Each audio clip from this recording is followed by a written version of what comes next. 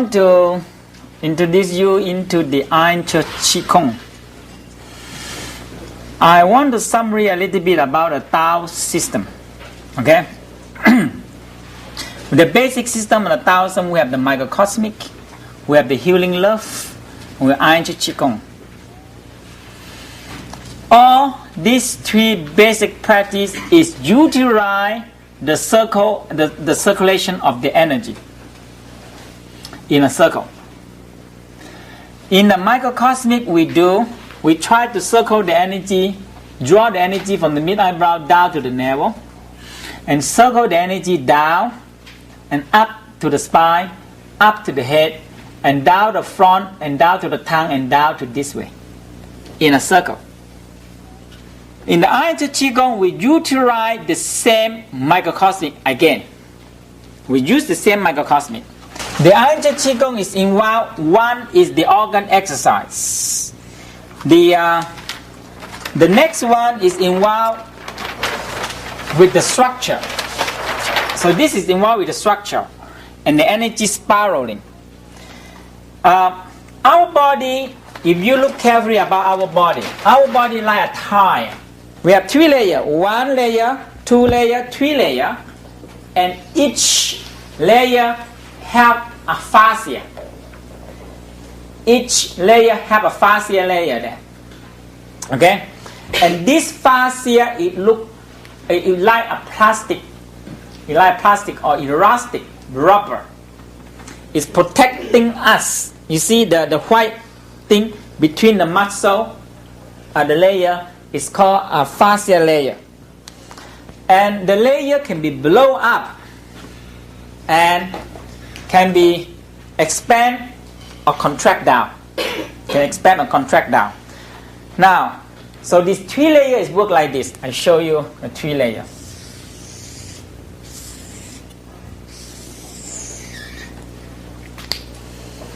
So we have the first layer.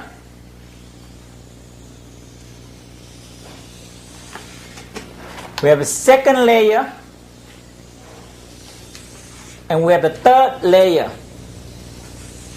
Between the layer, we have a diaphragm. It's also a fascia mixed with the muscle, and divide this one. And the organ is in here. So we have the organ inside here. We have the liver. We have the spleen. We have the kidney. We have the pancreas, and we have the heart here, and we have the lung here. It's all contained in the layer. Now, in olden time, they discovered that we have a chi pressure. So we call it chi pressure. Chi pressure. The chi pressure is make us maintain up in a shape. When you lose the chi, you don't have pressure.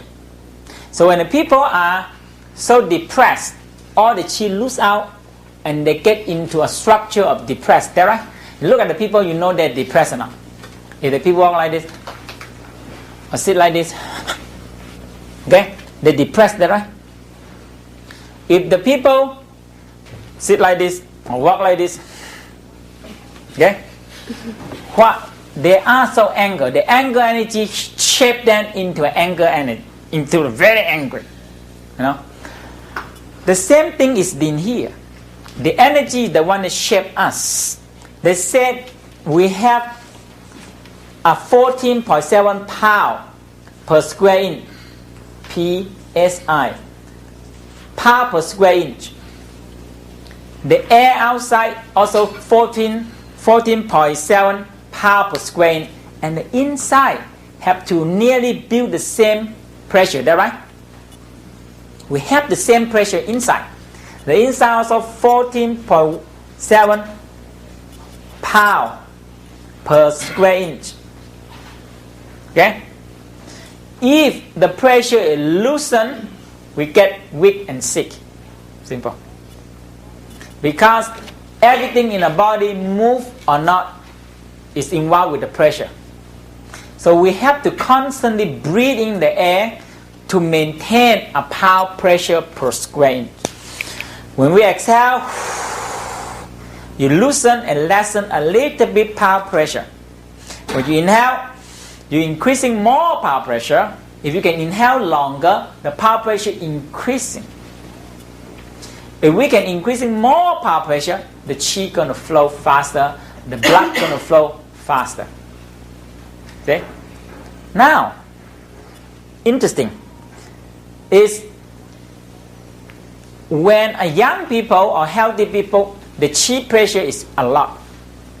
When the people get sick, everything is go down because the power pressure from outside pressing in. Energy don't flow, blood don't flow, circulation don't move. So they discover that if you can increase a power pressure per square inch in the organs, you will increase the efficiency of the organs. So we need to increasing a power pressure per square inch inside the organ first, and we're going to expand the power pressure per square inch out into the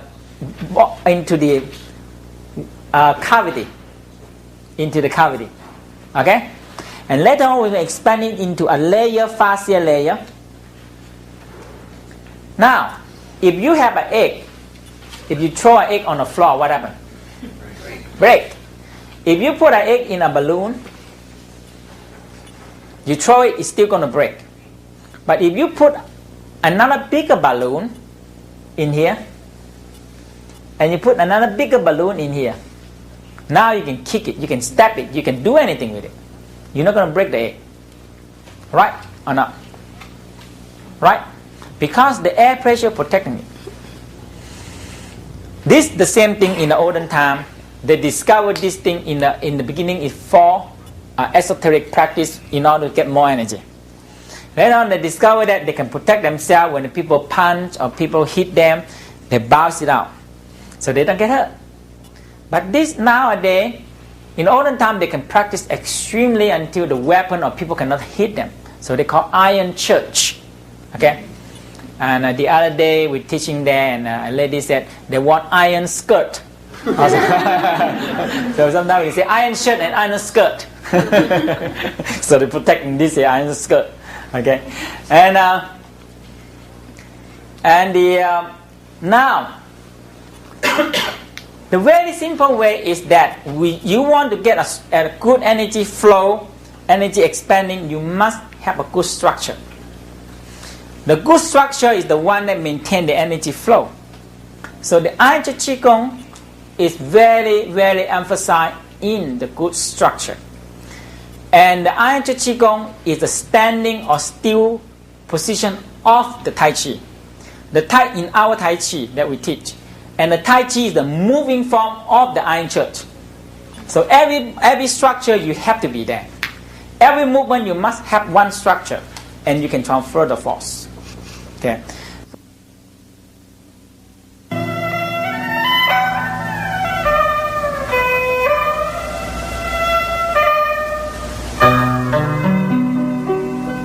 So the navel is right in here. I hope you know it. And the navel is the place where you will draw the energy from outside. We're going to draw the energy from outside right into the navel. And we're going to start the energy and flow. The navel like a battery that store the energy. And the mid-eyebrow is like a place you can draw the energy into it. And you can draw it down. Okay.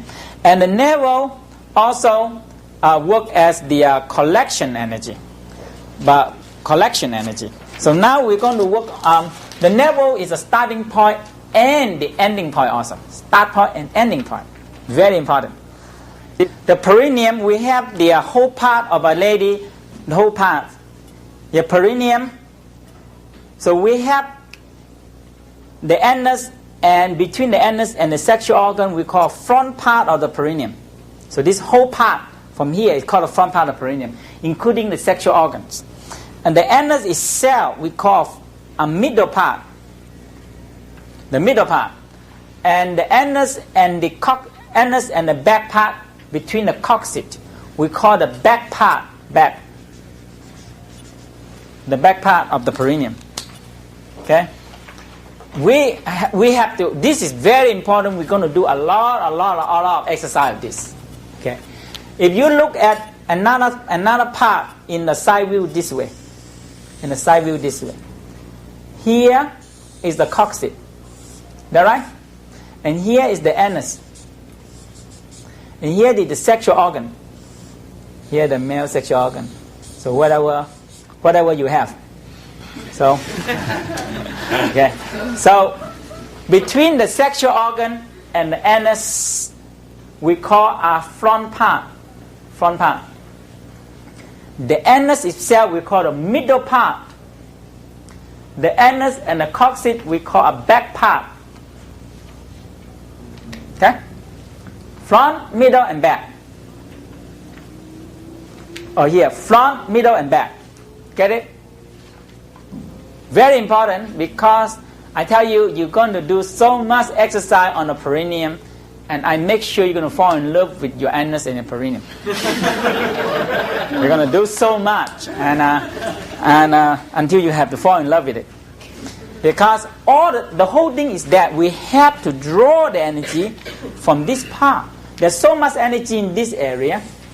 We have to draw this energy from this part all the way up into the spine. And there's a whole goal that we're doing here. The sacrum point is right in this area. And this is called the sacrum pump. In the Taoism, regarding the sacrum is the most important part. Why? Because this is the big side and last side.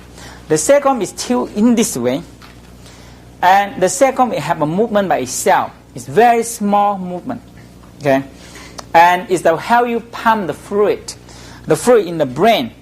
So when it come down, it have to be feed the nutrition to the nervous. We have so much nervous system in the spine, and the nutrition.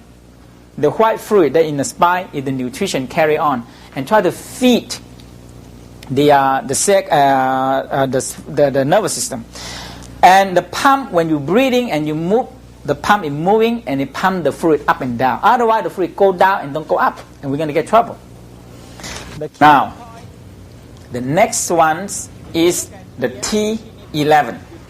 The T11 means thoracic 11. A lot of nerve branches on the back there. So opposite of the solar plexus. How to find the solar plexus? You put your hand on the navel, put your hand on the tip of the sternum. Right on the tip of the sternum, the sharp tip of sternum, you break in the middle. That is solar plexus. Right opposite the solar plexus is the T11. Or you bend your back down. Some people may have one bone stick out longer, but two out more than the other people. There is a T11, or we call it thoracic 11.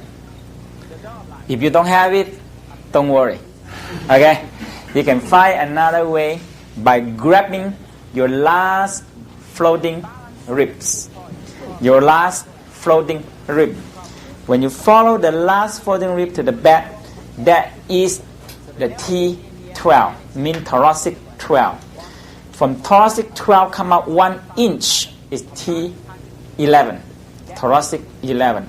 T11 opposite the adrenal gland. So the T11 is the adrenal gland center. The adrenal gland is very interesting.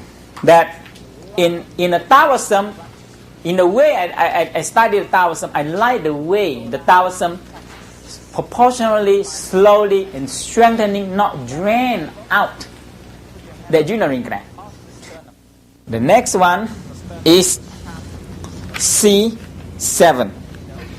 C7, when you bend your back, bend your head down, you feel one big bone stick out. One big bone stick out. Very big bone, right on the base of your shoulder. Now, from there, we come up to the base of the skull. Right on the top here. If right between here, if you bend your head back this way, you feel a hole there, right in here. Okay? The crown point apparently is involved with a pineal gland point. It's right on here. It's about 3 inches from the brain down. If you draw a line from your nose straight up and the ear up and right in the middle here, you're going to feel a point. Apparently it's this point. If you see the crack here, it's about this point. Okay? About this point. And that is called a crown point. If you drill a hole right from here down about 3 inches, you're going to meet a pineal gland point. And now you come down to the solar plexus, right in the between in all the organ, right in here. The solar plexus. Okay? The navel is right on this point.